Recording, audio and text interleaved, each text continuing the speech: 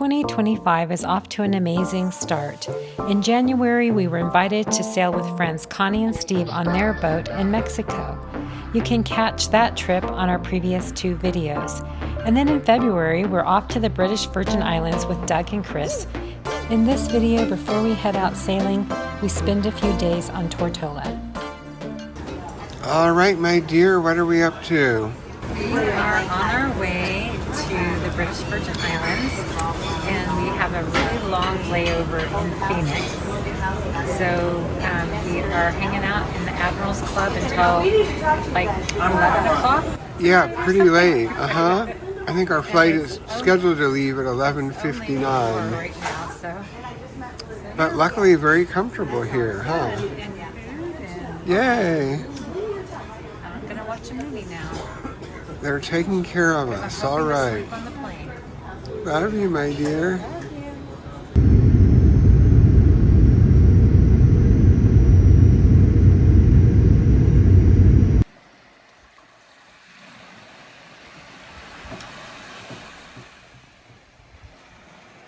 After a couple of flights and a long layover, Kris, Blair, and Celia checked into the beautiful Fort Recovery Resort.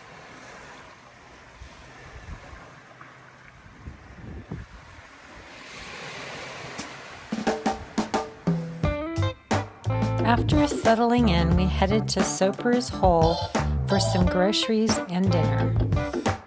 This is the Right Way Market, 2-story market here at Soper's Hole on Tortola. And then you can see some of the other businesses tucked in here.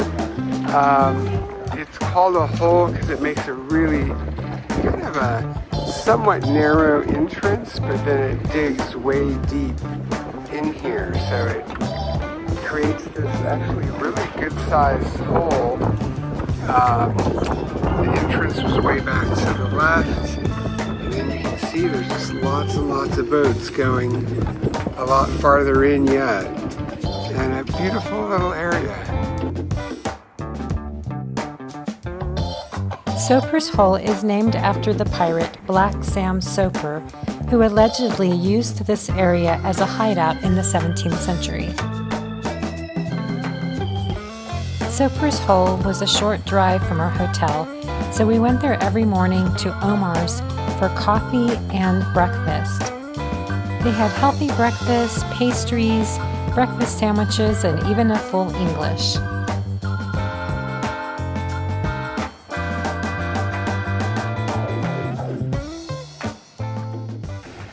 First night in Tortola after having about 3 hours of sleep in the last 24 hours. And we have a beautiful sunset. And we're right by this fort. Here is our little patio. All right, we are going to Omar's for coffee and getting Celia a little bit of breakfast. This is in Soper's Hole. Yummy coffee coming up. We're at Omar's in Soper's Hole, and I made a new friend. You did? Yeah.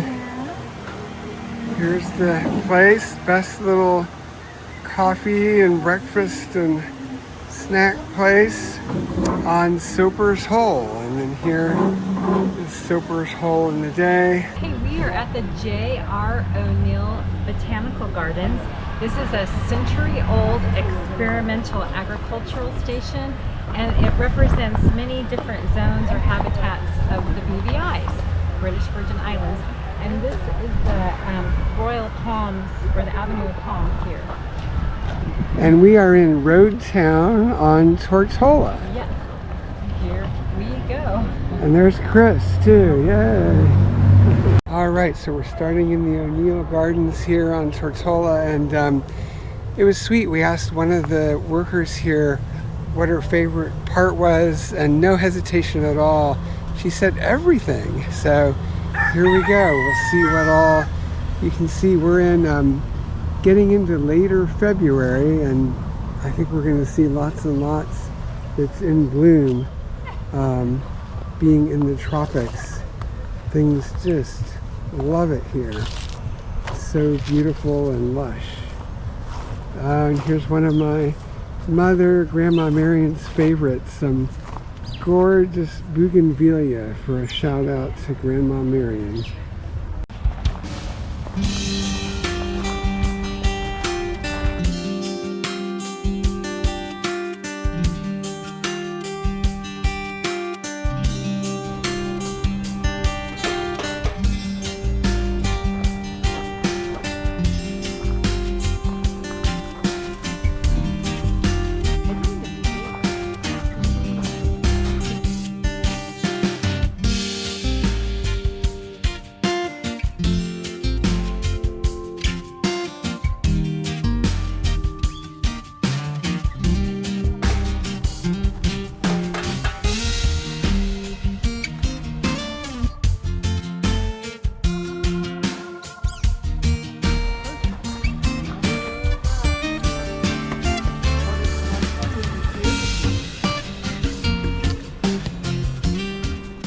All right, so yeah, we had the wooden stairs to get us up to this platform. And look at this this way we get to experience what it's like in the canopy. Really beautiful. We used Blair here to give a perspective of how massive this tree's root ball was.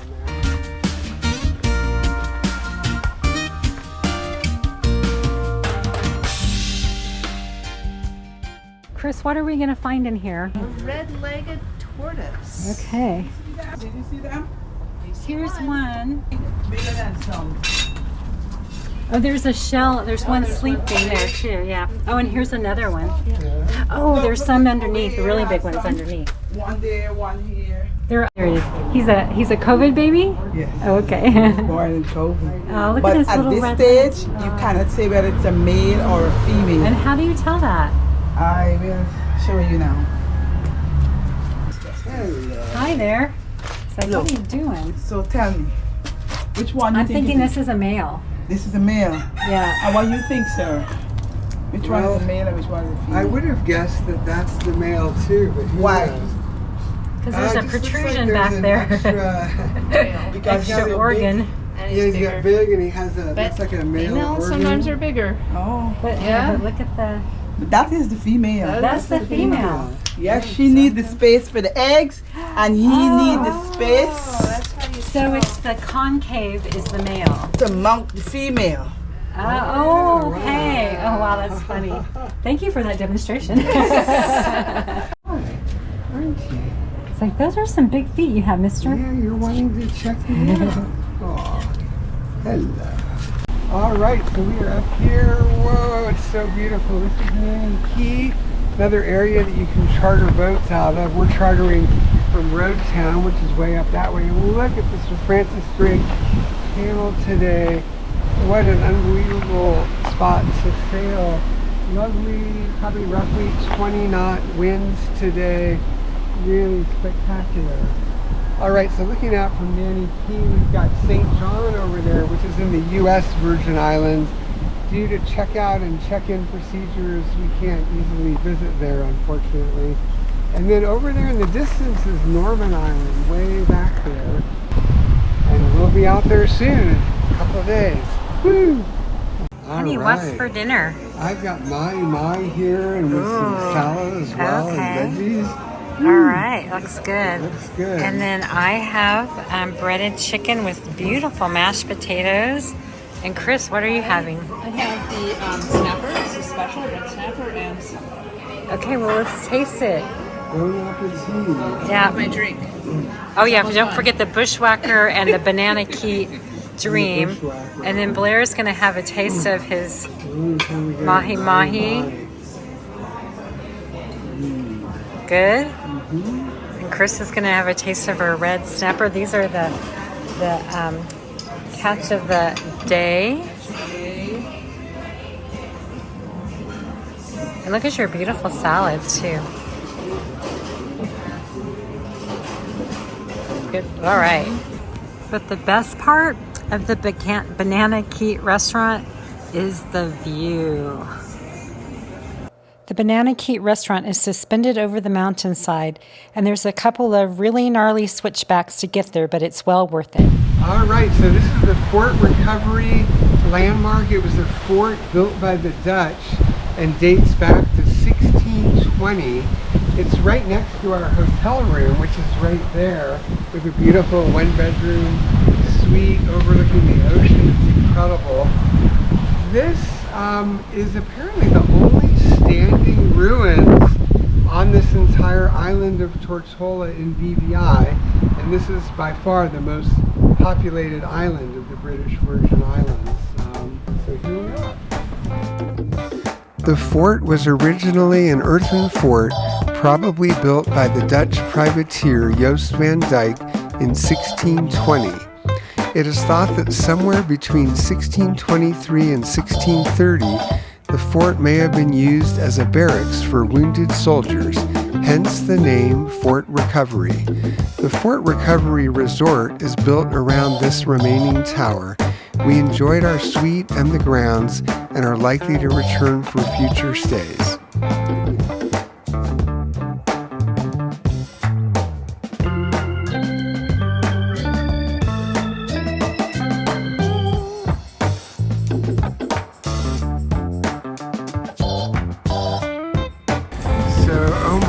Down here in Soper's Hole's a little crazy. Look at that taxi leaving, and then just taxis parked everywhere. And this is a two-way street, but with all these taxis parked here, it's creating a little bit of chaos at Soper's Hole. And you can see there's another kind of pink taxi way back there, all full, and more yet.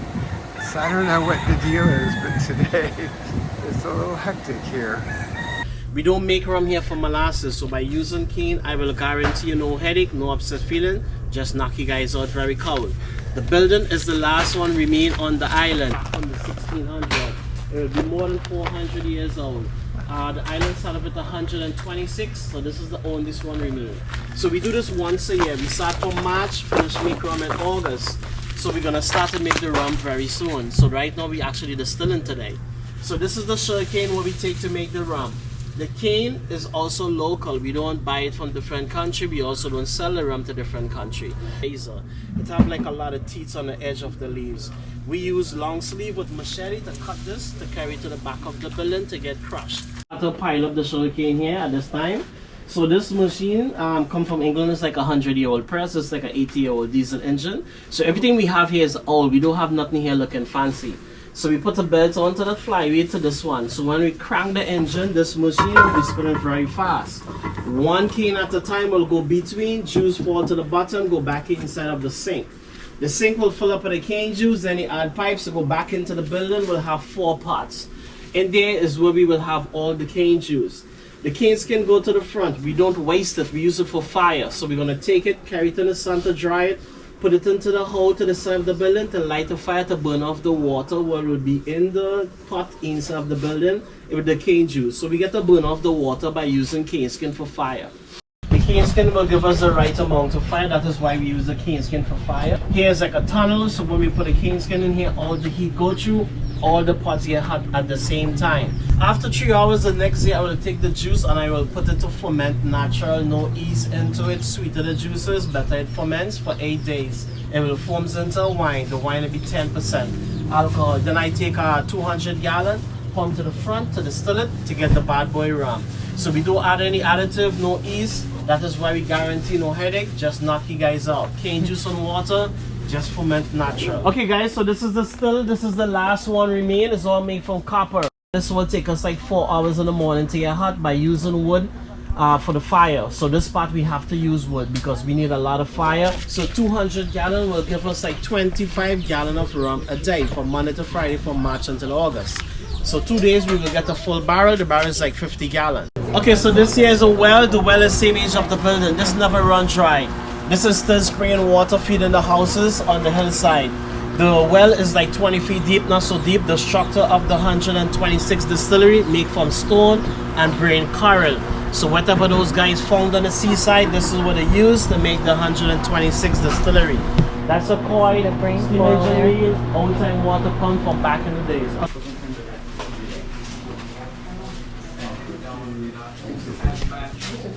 Okay, so remember I told you about the first press that used with animals. This is it here, but this is no longer on Tortola. This is in St. Croix right now on a display. Animals go to the end, can't get crushed yet.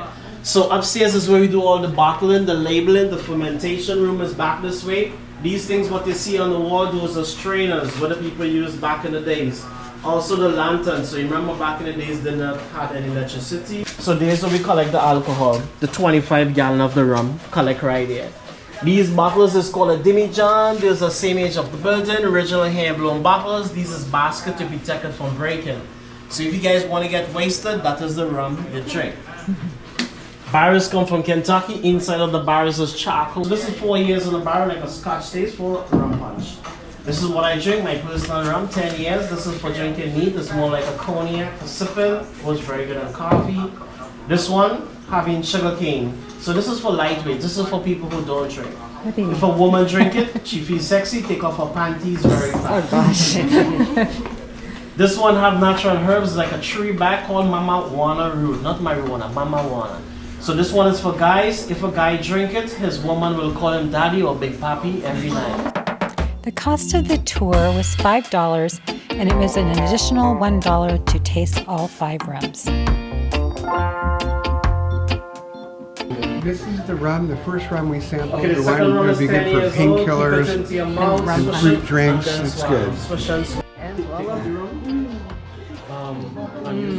Good? Having the daddy rum. Tastes the same. All right, so this is Cane Garden Bay. This was one of Jimmy Buffett's favorite Caribbean bays back in the day. Probably a little more crowded now, but real pretty bay. Jimmy Buffett often anchored here at Cane Garden Bay, which is known for its lush green hills and vibrant beach bars. The song Manana was inspired by his visits here and even includes the lyrics, "As soon as we sail onto Cane Garden Bay." His music he described as drunken Caribbean rock and roll. He was also influenced by his grandfather, who was a sailing captain. We were here last March, and all of these chaises were empty. There was hardly anywhere on this beach, but it was in the morning, so wow, what a big contrast. But look how beautiful it is out there. We're going to anchor here our last night on the boat, which we board tomorrow. All right, this is now from, we're at a restaurant, we're doing the bar. There are a lot of cruise ship people today, so things are clogged up more than normal. That doesn't happen every day. And then here is the view from our spot at the bar, looking at all of Cane Garden Bay.